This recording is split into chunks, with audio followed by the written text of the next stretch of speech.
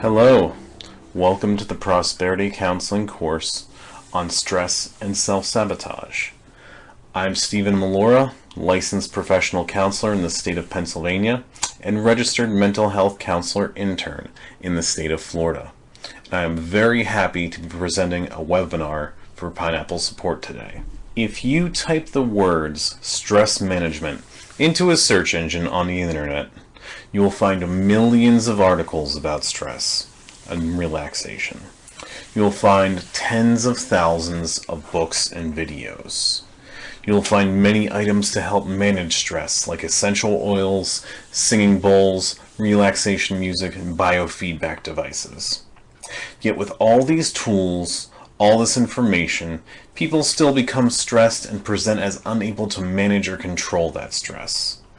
Many times I'll see clients who tell me I did all these stress management and relaxation techniques, and they worked for a while, until they didn't, or until they put them down, never to pick them up again, or they worked at first, but not really. So the question is, why aren't we able to incorporate effective stress management and relaxation into our life, so we can manage life better? Why don't these techniques work in the long term? To put it another way, with all this information about stress, with all these tools, why does stress exist still? This course is going to focus on some things that may be getting in the way of stress management and relaxation in your life. We will uncover some of the mental impediments that get in the way of stress management and relaxation. And we'll explore ways to mitigate them. Basically, we will ask ourselves, how are you sabotaging yourself? Now, there are many potential effects of stress on yourself, biologically, physically, mentally, emotionally.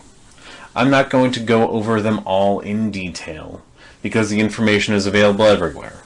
Once again, you can just Google it if you're interested. Just take a look at the slide in front of you, though, and see if you are experiencing any of these symptoms. You can say, I'm experiencing these currently or have in the past, or maybe you've experienced multiple cycles of these symptoms, either at higher or lower severity. If you are experiencing these, it may be helpful to pause this video and write them down for now. We can see if we can find ways to manage them a little better after this video is done. Let's now move on to hypervigilance, or another way to put it, relaxation-induced anxiety. One of the many reasons that individuals are unable to relax or manage stress is hypervigilance.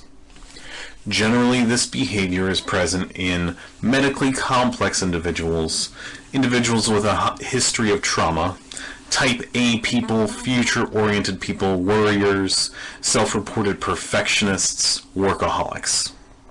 Hypervigilance is the constant scanning of the environment to search for anything that is reminiscent of a threat or a trauma. Another way to put it is extremely on guard. We're on high alert in order to be certain danger is not near. Hypervigilance can lead to a variety of obsessive behavior patterns, as well as producing difficulties with social interactions and relationships. If you are on guard all the time, it is incredibly difficult to be vulnerable and open for relationships, or just walking down the street. Relaxation is associated with letting your guard down. Because of that, relaxation is a stress-inducing event. I'm going to repeat that because it bears repeating. Relaxation is a stress-inducing event. As you relax, your inner guard, your mind, will try its best to keep you in a state of tension and fear, because that's what it thinks keeps you safe. So you want to be vigilant, meaning generally aware of your surroundings and on guard, but you don't want to be hypervigilant in the sense of your fear controls you. You want to be aware, but not super stressed. You want to be vigilant, but not hypervigilant.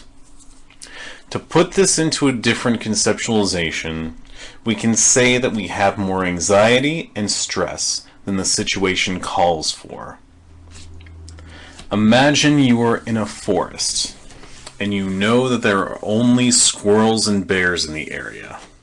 There's a rustle in the bushes, but you can't see what it is yet. If you treat it like it's a bear coming at you, and it's a squirrel, then you're fine. If you treat it like it's a squirrel coming at you, and it's a bear coming, you die. So evolutionarily, it is better for you to treat your potential dangers as if they are catastrophic dangers. I'm going to say it again. Evolutionarily, it is better for you to treat your potential dangers as if they are catastrophic dangers. So great, hypervigilance and stress actually help us survive existential threats to our existence. And we are evolutionarily designed so that higher stress feels correct. It feels so correct that generally it takes 5 positive experiences to mitigate the effects of 1 negative experience. Stress is that helpful that we feel it more clearly, more real. Once again, because negativity and stress helps you survive. In addition to that, stress, and especially anger, is addictive. Anger feels like being correct. Anger feels like you are accomplishing something when you really are not doing anything with your emotional energy. Ever know someone who screams at the football game till they're red in the face? Or who can't stop themselves from getting into flame wars on social media? Stress and anger causes your brain to release cortisol, adrenaline, and noradrenaline, and dopamine. It activates bodily arousal and mental attention, just like chemical stimulants like cocaine and amphetamines. Once again, stress is addictive. So, hypervigilance and stress are powerful both in the addictive sense and in keeping us alive. The question is, do we have existential threats day to day? If no, then we're not living in bear and squirrel forest. We're living in squirrel and feral cat forest. A feral cat, going to give you some scratches, but you can definitely take them down if they try to start crap. Our stress is higher than it needs to be, because we're designed to fight and flee from bears. Our stress is higher than the situations call for. I don't care how feral or mean that cat is. If it wants to fight me, I'm going to screw up its day. I might get some scratches, I might need a few rabies shots, but it's not an existential danger. We are safe, and we can relax. However, because we are not necessarily designed to relax, it is much harder to do so. We have to be very aware, objectively aware of this question. Does my stress level meet the level of threat that is called for right now? Now, if you do have existential threats from day to day, then we need to figure out where is bear forest and where is feral cat forest. Where can we let our guard down, and when do we need it up? We don't want to get rid of stress and anxiety or vigilance because they are keeping us alive. We just need to find out where we need those turned off and where we need those turned on. Even soldiers in war zones have places where they can take off their armor and get some sleep. In fact, you can make a very strong argument that if you are in a war zone, or if you are in a life wherein there's a lot of existential danger, those places and times where you can relax, sleep, re-energize, let your guard down, are even more important than if you are generally safe. So this is just a short oversimplification as to why we hold on to stress from an evolutionarily perspective. It helps us survive. Now, there are other narratives and other ideas that may be getting in the way of stress management and relaxation. One of those is viewing stress as a badge of honor or as your self-concept. I am John Doe, and I know that John Doe gives output. He makes things happen. And if he has to burn himself out to keep that conveyor belt running, he will. Sleep, meditation, yoga, human connection, those are all for people who don't make John Doe's level of output. My stress and my burnout make me a better person. It's kind of viewing stress as a badge of honor. This is something for me that keeps me better than everyone else. You can also define yourself as someone who is stressed. I am John Doe. John Doe is a stressed out individual, and I don't know who John Doe would be if he wasn't a stressed out individual. Many of my clients that I see for anxiety, for example, not only can't imagine a life without their anxiety or their anxiety under control, but they are incredibly afraid that somehow losing that anxiety will turn themselves into some stranger that they don't know. The false narrative that they're under is, I need to be a certain way. I need to be stressed to be who I am. Another way to put it is this: I am my job, or I am my hobby, or I am my religion, or my duties, or my family, at the expense of everything else, including my self-care, my relaxation, my ability to manage stress, my connections with others. I can't relax now. I have too much work to do. You can see this in other realms. I will sacrifice my friends for my romantic partner. I will sacrifice social life for video games. I don't have time to relax. I'm a hustler. If your self-concept is that I have to be a certain way, I have to be anxious, I have to be tense, I have to be burnt out so that I can be a good worker, or a good family man, or whatever it is, that sacrifice is rigidity. You're not allowing yourself to relax because that does not fit the narrative of who you are. Now, we've already talked about safety from an evolutionary perspective, but let's look at it a little bit differently. If I am stressed, then I am valuable. And I've worked in plenty of places and organizations that did not care if you were working towards anything valuable, or even if you were actively a detriment to the company.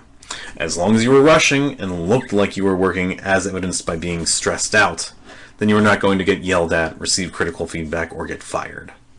Stress appeared to be not just a badge of honor, but just a normal part of the workplace. If you're rushing and you're burnt out, then you're doing something right. If you are stressed, you are safe in the sense of, well, I'm apparently valuable, as evidenced by my stress. Is a false narrative that screws up many a workplace. So just keep in mind, this idea of safety can also apply just to work or other relationships as well. Another reason people don't manage stress well is impatience. And I like to explain impatience with the Sword of Damocles. The Sword of Damocles is a blade hanging over your head, held up by a thin horsehair. And the belief is something like this: I need to get X done as soon as possible. Until I get it done, it is going to stress me out. Once I get it done, I can relax. Until I get it done, I can't relax at all, and I need to be stressed out, both just to function and because the situation calls for it. The idea is I can't relax until I get this blade away from my head. Generally, the reality is more like, I need to get X done, but I also need to get Y done, Z done, and about 4 other things of variable priority. The concept is, there are many things to accomplish, and I can accomplish them with time and effort. I can also relax and de-stress while I'm doing them. I don't need to have it control me. I don't need to have it done right now. That blade isn't actually going to fall if it takes some time. I can have something to do, and I can still be relaxed while doing so, no matter how long it takes. Now, there are other irrational beliefs that you may be experiencing that also sabotage your stress management. I'm incompetent and need to be vigilant to avoid mistakes. What you're basically saying is, I am not enough, and to avoid showing that to myself and other people, I will be stressed out. Because otherwise, I might make a mistake. I might be imperfect. then I have to face the feelings of guilt and shame around that mistake. I don't trust others. That's pretty self-explanatory. If you don't trust other people and view them as potential dangers, then your guard is up. You're constantly stressed when they're around. I need to be stressed to avoid being lazy. You can replace those words stressed and lazy with anything. I need to be scared to avoid being naive. I need to be angry to avoid being powerless. Whatever words around stress, you can just kind of fill in the gap. I need to have everything in order because chaos is distressing. This is one I see in many of my clients. If I were to place a piece of trash on the floor, would it distress you? If yes, then the narrative is, I cannot stand disorder and chaos. Everything needs to be in its proper place. If it isn't, it hurts. This is probably one of the most limiting beliefs because it's so common, and I generally try to focus on increasing distress tolerance so that things can be chaotic and disorder can happen, and I can still be fine with that. I can be relaxed in the chaos. I need to be stressed so that I don't focus on other areas of my life that need attention. This is another one I see a lot. What are you avoiding by focusing on stressors and obligations and anxieties? Are you focused on surface level stuff when something important is calling out for attention from your own mind? Another way of putting it, are you using stress to hide from something? Just to review, stress feels more correct than relaxation and it is addictive. Because of this, we need to accurately assess, does this environment or situation need stress or can we be relaxed? We may be working under irrational beliefs, such as I need to be stressed because whatever. So, what are some actual stress management techniques? Go Google them. Find two that actually resonate with you. There's millions out there, just find two. So what are some skills to manage the self-sabotage around the stress management? So first things first, awareness. We need to be aware of the narratives and beliefs we are working under. Not only be aware of what they are, but be aware that they're coming from an emotional argument. They come from fear and this belief that you need stress to protect yourself when you really don't. Next, refute these narratives by replacing them with logical and true ones. It can be a very simple mantra. I don't need to feel stressed to be me, or to feel safe, or to feel accomplished. I can let my guard down. I have time for myself. I can accomplish so much and I don't need stress to do so.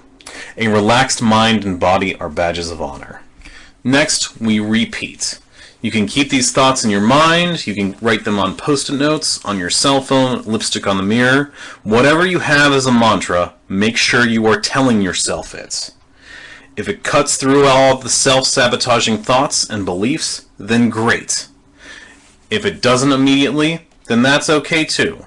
It can still be effective over time, and it's still a great place to start. Finally, start incorporating relaxation and your positive narratives together. Do your yoga, do deep breathing, do meditation, body scanning, and whatever else it is you do to relax, and pair it with the mantras as you tell yourself them. These techniques make you a better person. They make you better at everything. For sleep, interactions with others, your personal projects, your work. You don't need this stress. If these sabotaging beliefs around stress originate from a source of trauma, a substance use disorder, a family of origin issues, or other mental health issues, then please consider reaching out to a mental health counselor. Counseling can be very helpful in unpacking the self-sabotage around the self-sabotage. Well, I hope this has been an informative presentation. It's been my pleasure to speak with you on this topic. Please reach out to me via email if you have any questions. Have a great everything and go do some relaxation.